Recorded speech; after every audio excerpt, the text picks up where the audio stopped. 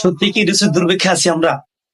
ইদানিং ফেসবুকে কিছু ভিডিও পোস্ট আমি দেখি, মানে একদমই অত ছাড়া।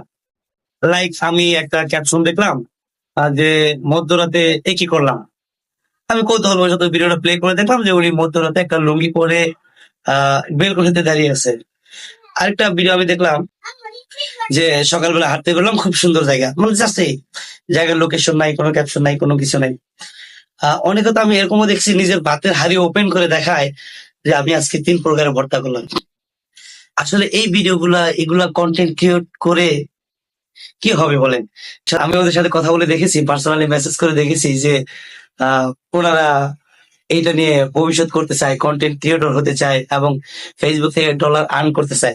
আদৌ কি সম্ভব? আমি আপনাদের উদ্দেশ্যে এইটুকু বলতে পারি, আপনি কন্টেন্ট ক্রিয়েট করেন, হয়তো আপনার জীবনে ঘটে যাওয়া কোনো অনাকাঙ্ক্ষিত কিছু ঘটনা নিয়ে আপনি কন্টেন্ট ক্রিয়েট করতে পারেন বা আপনার সফলতার গল্প শেয়ার করতে পারেন, যেগুলো মানব কল্যাণে আসবে।